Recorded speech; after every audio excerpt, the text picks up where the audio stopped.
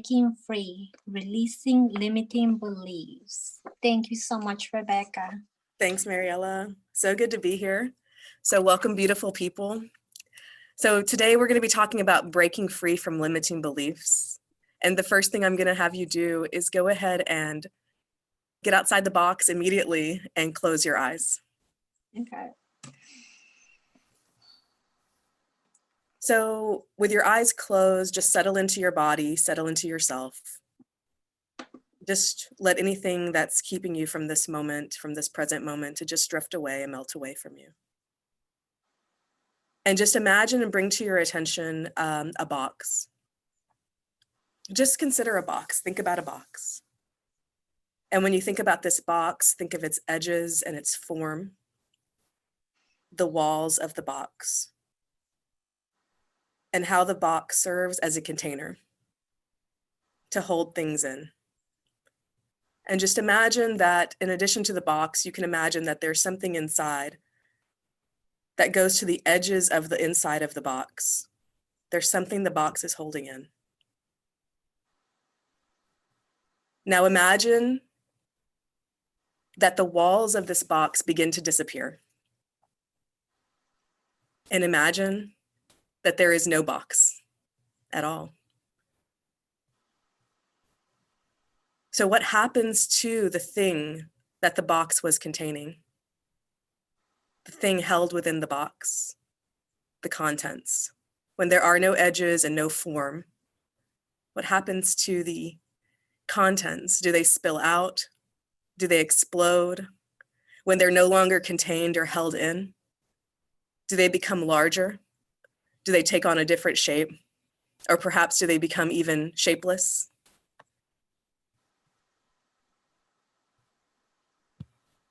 What happens to the contents when there's nothing to hold them in? When they have a little bit more freedom to be in their original state? So staying inward and keeping this idea of the box. Now imagine another box. And inside this box, strangely enough, you are inside this box, this next box. Now, for some of you that are claustrophobic, this may be a little bit challenging. So just stick with it, it'll go really fast. Imagine that you're inside this box, and each wall and edge of this box are your beliefs. And you, the true you, is contained within the four walls of your box. Again, the walls and the edges of your box are your beliefs. They make up the walls of your box. Now imagine that the edges and the walls of your box begin to disappear. Imagine that there is no box at all. Are you still there, even without the edges and the walls of your box? What does it feel like to exist without edges, without walls, without form? Notice what happens when you permit yourself to tear down your walls and break free. What is it like to not be contained? What shape do you take? What does it feel like to be expansive and free?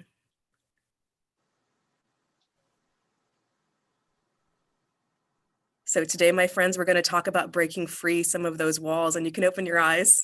That was awesome. That was really powerful. We're going to talk about breaking down some of those walls, and we're going to talk about breaking free from limiting beliefs that create our box.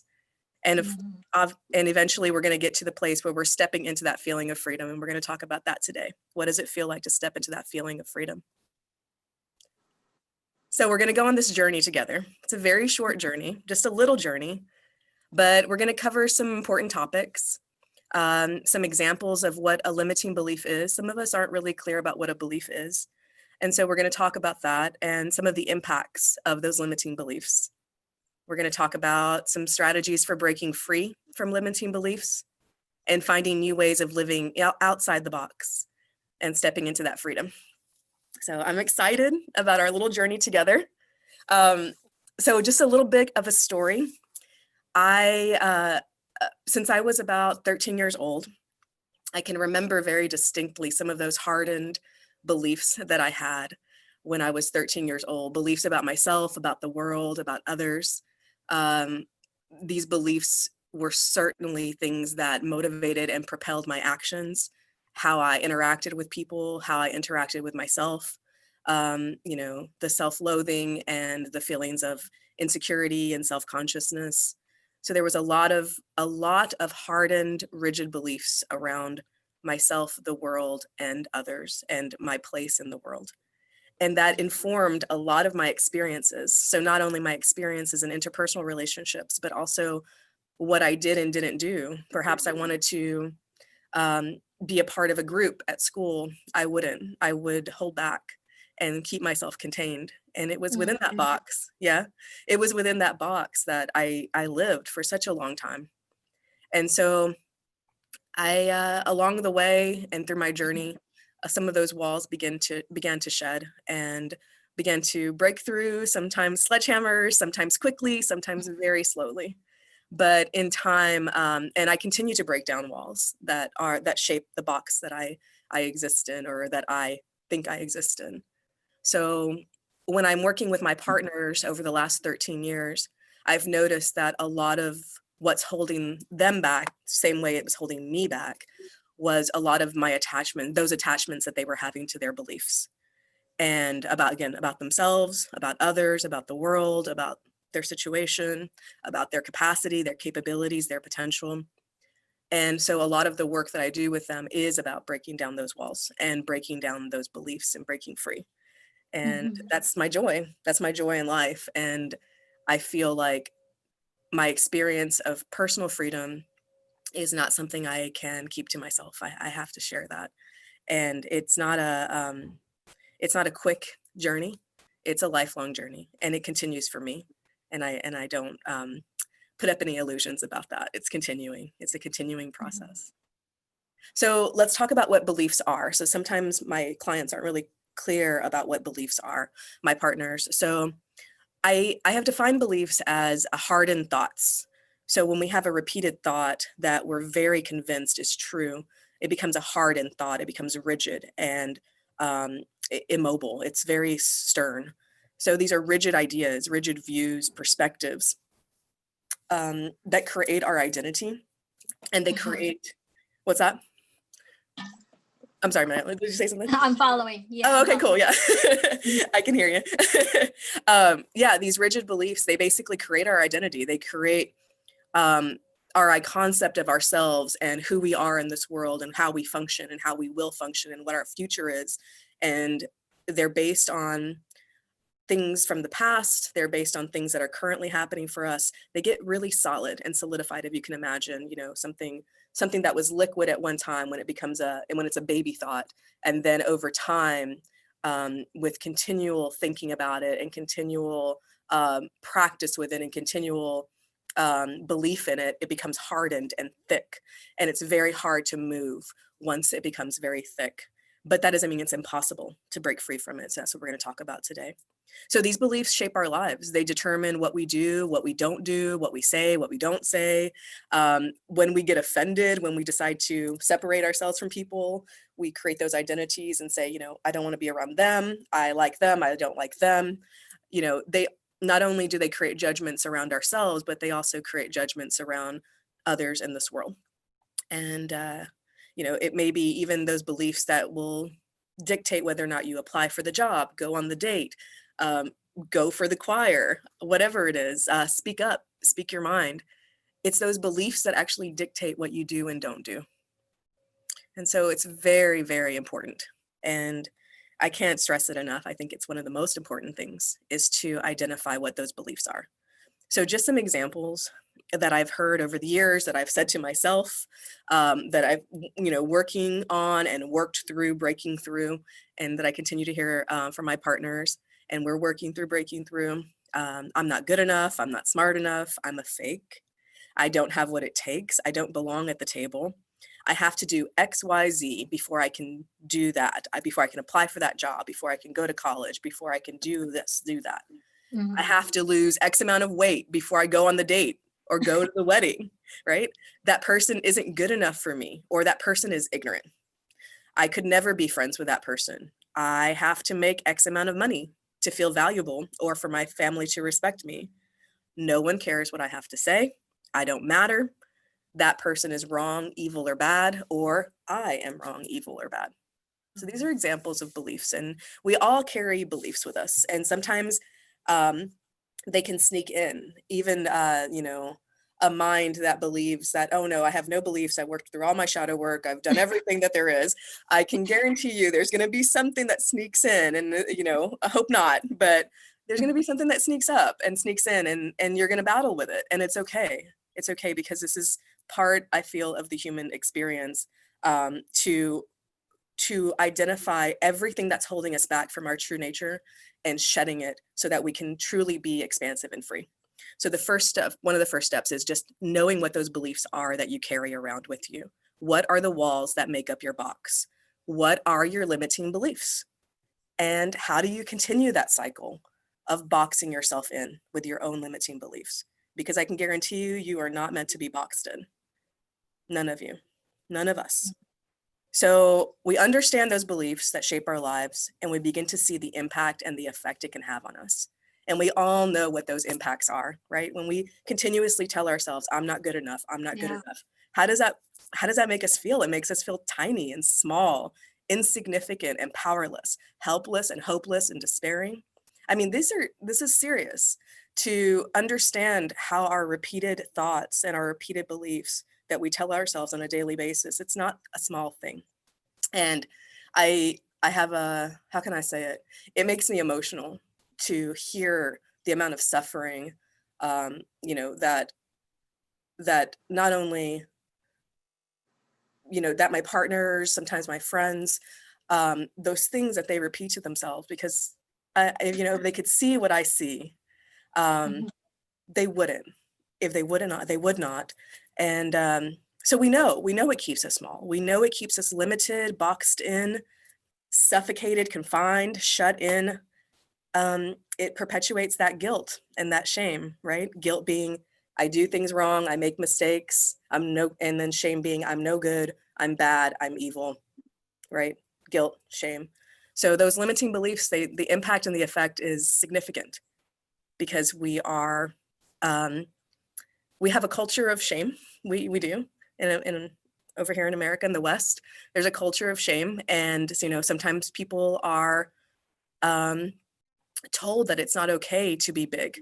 It's not okay to be free and silly and themselves, that they need to fit a certain criteria. They need to fit a certain box, a certain mold, and they work their whole lives, you know, and not just we, it's a collective thing. We work our whole lives to fit inside that box so that we can be the perfect mother, the perfect daughter, the perfect spouse, the perfect employee.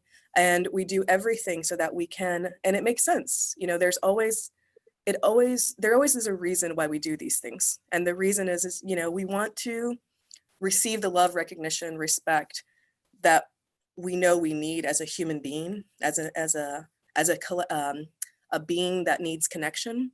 So we think that that's the way to go about it. And it makes sense. It does. So we offer ourselves compassion. All right, so going back to the effects and the impact. So some questions to ask yourself. And again, not a lot of time to kind of go over this, but if you want to jot down a couple, that's okay. What is the effect on you for being boxed in? What is keeping you small? How do you keep yourself small? How do you keep yourself limited? How are you boxed in? And what is that heavy burden that you may feel? What are some of those walls? So we're understanding the beliefs and what that is, and now we're understanding, okay, what is the impact? Let's go ahead and look at how do we break free. So we've done the work to identify the beliefs, identify the walls that make up your box, and you're going to continue to do this work for a lifetime. This is not over. It's continual forever. So the next thing is offer yourself compassion. There was a reason that those walls were created for your box. There was a reason that they were built, and that box, you put that box around you to protect you, to keep you safe, or to mold you, or to get the love that you felt you needed in that way. There's a reason. And so explore those reasons. When the beliefs arise, another way to break free, when the beliefs arise, notice them, be vigilant, sit with them, and challenge them. Sometimes challenge them, sometimes pivot them, sometimes just sit with them, investigate them, learn more. Another thing you can do is just poke holes in it, you know, like, okay, really? Is that really true? Is that really true? And you can just argue with yourself about a belief that comes up. Is it really true? I do that all the time. Yeah. Is it really true that I'm not good enough? Is it really true that I'm not good enough? I don't think so.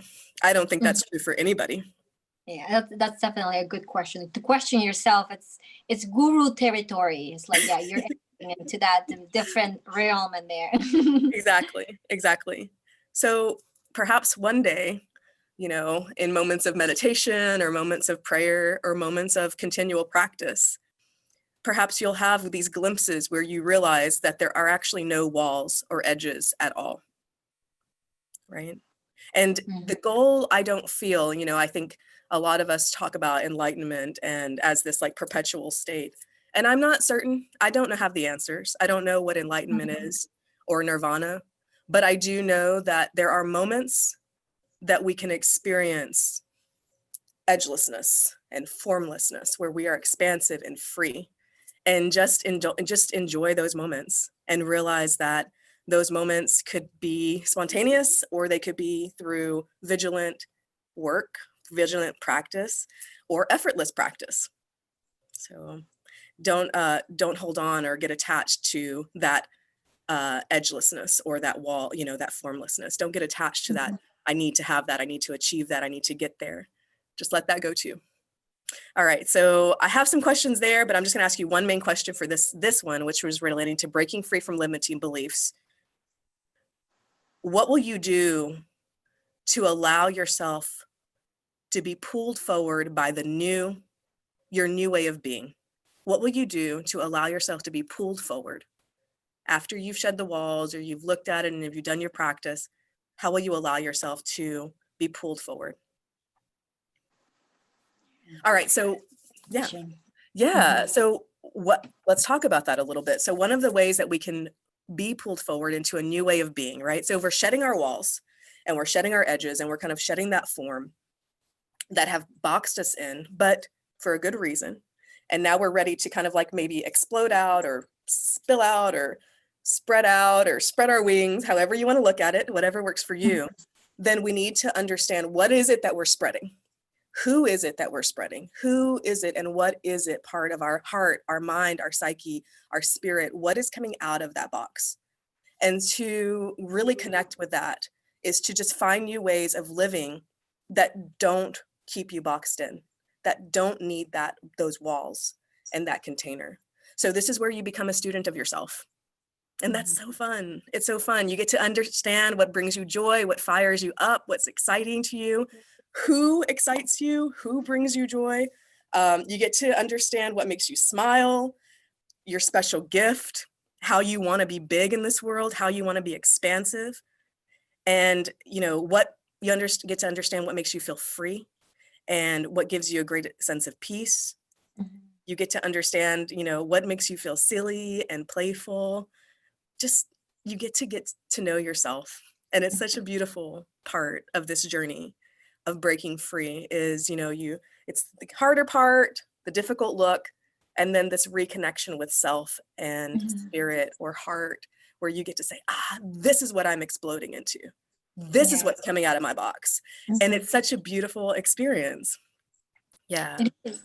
In the way you say it, it's I think it's very important to also add that it's almost like a process of destruction, because you start and that's why you say, you know, to have self-compassion is so important, because through the process of rediscovering who you truly are, you get to know and see and understand that what you like, you don't like because you like it because somebody else told you is good. And then when you start exploring what is it you truly like or what is it you truly love, you discover something else. It's almost like a process of, you know, destruction. It's like the person that I used to be is false. So that self-compassion is so important in this process. Yeah, because without that self-compassion, we tend to hate on that person that we were, and Exactly.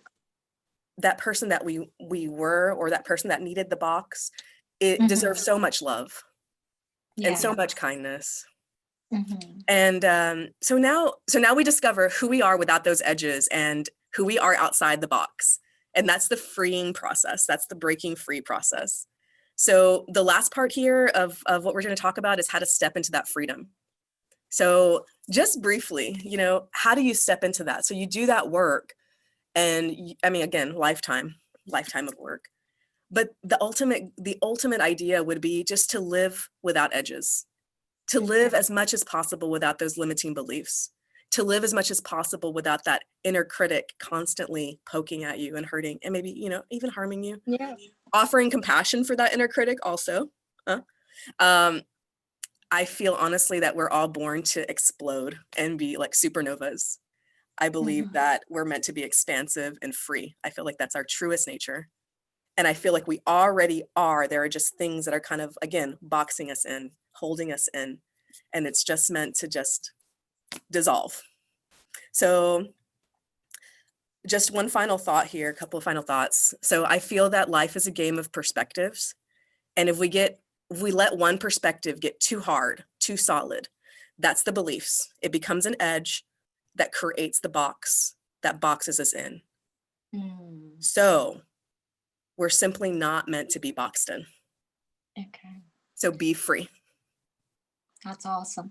So what do you have to say to the people that think that they cannot quiet that inner critic? Because I know, like, it comes so fast, and you are live so enclosed with that inner critic that it almost seems like it's you, and it happens so often that you don't even notice it's your inner critic, and it just comes up, and right away it takes you away from where you should be focusing your attention. Sure. So the idea here would be, if it comes up, and as it does, and then it takes you away kind of with it, because you're not sure you're not sure if it's not you or if it's not truth. So at the moment that you're able to see that that's what's happened, that's the moment for you to step in. That's the moment for each of us to step in at whatever moment it happens.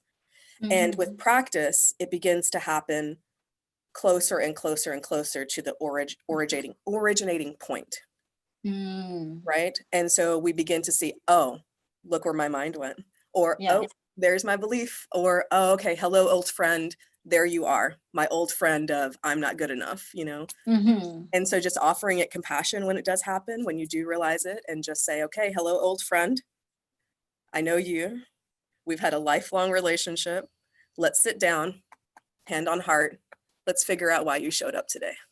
Let's Mm-hmm. figure you out. That's No very resistance, no effort. that's great advice. Just Really love. good. Thank you. Thank Yeah. you. That's awesome. Yeah. So now that we're here, we have just a few minutes left. What are your programs?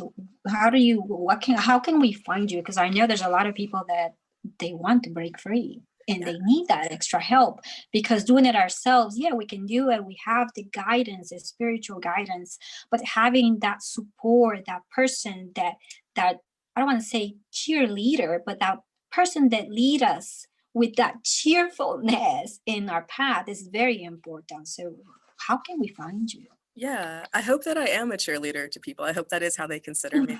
That would be so wonderful. It would be a joy to be considered a cheerleader. My website is catalystactioncoaching.com. And I offer small services, as small as 30 minutes, custom guided meditations, up to 3-month coaching programs. And that information can be found on my website, again, catalystactioncoaching.com. And there's a link on there for a free 30-minute consultation if somebody wants to just contact me and talk to me, share what's going on, and work through some strategies for moving forward. So yeah, it's up there on the front page. Thank you. Thank you so much.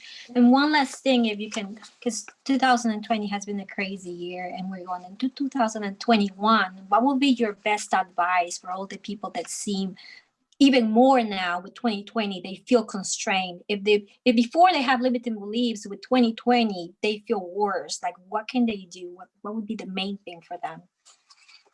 The main thing for them to do, can you say that again? The main thing for them to do to break free? Yeah.